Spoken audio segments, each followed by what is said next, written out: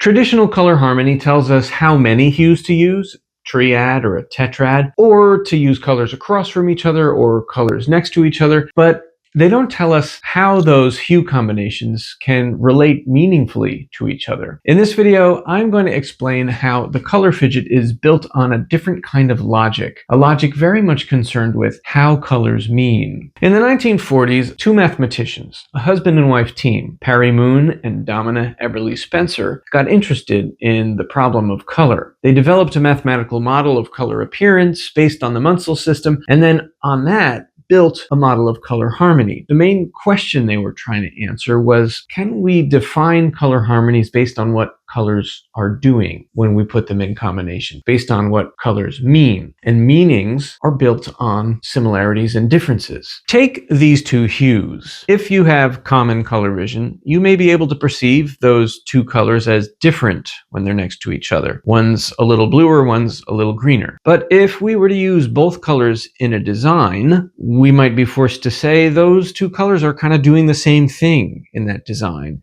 And due to the context and the surrounding colors, we might not even be able to tell them apart. They therefore mean the same thing. They share an identity, despite their slight difference in hue. In other words, most of us can tell the difference, but can't use the difference to communicate something. So that's the first type of color relationship, identity. How about these two colors? They are different enough to not be identical, but they don't contrast each other really. Moon and Spencer called this relationship similarity. This is important. There's a fuzzy kind of intermediary zone between identity and similarity, where two hues are not similar enough to be considered playing the same role and aren't different enough to be considered related colors that mean two different things. I think this yellow-orange illustrates that idea. Next to each other, I see that they're different.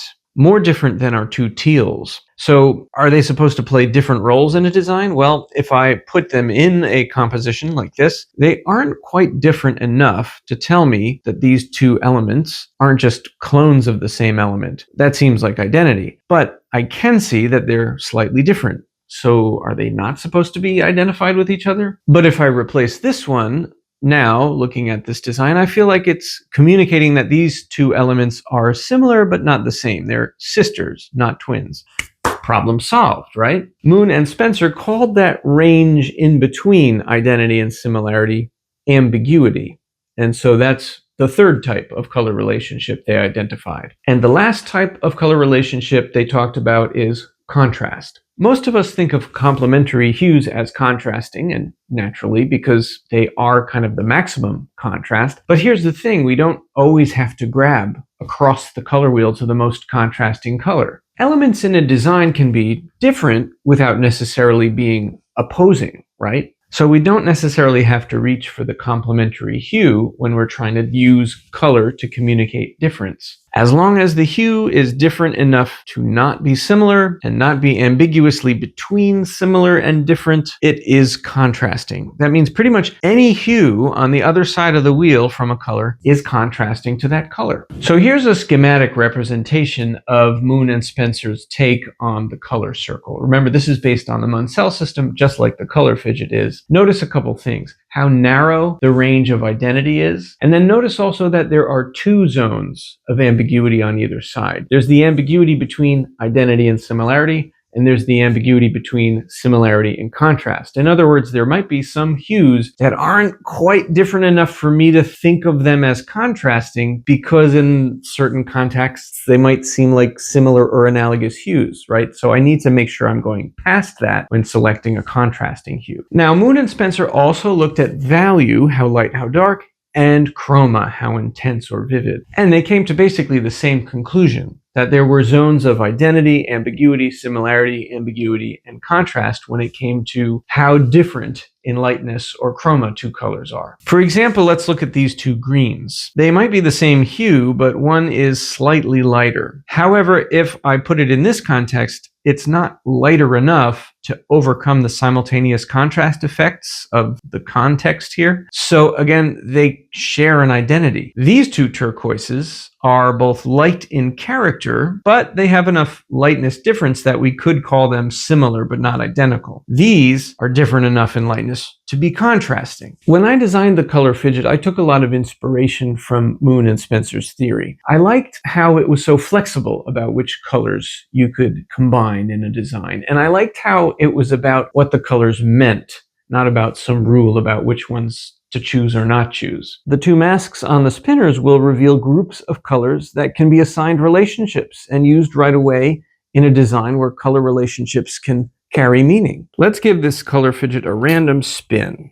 And we're going to choose that green as our main color. Here's what it's saying. These colors here are options for identity. These are options for similarity. And these down here are all options for contrast. Here's an important question. Which colors in a given window are safe to use together in a color scheme? In general, I'd say if two colors are touching on one side, they're slightly different, but probably not different enough to play different roles in a design. They're probably ambiguous. If two colors are touching a corner, however, they're slightly different in hue and different in character. So that's enough difference for them to be similar colors in Moon-Spencer theory. Those colors could, for example, both be used for containers in a website for similar blocks of information. Remember that the muted colors on your fidget could also mean light or deep in character, and the grayish colors toward the center could also mean pale or dark colors. So with all that in mind,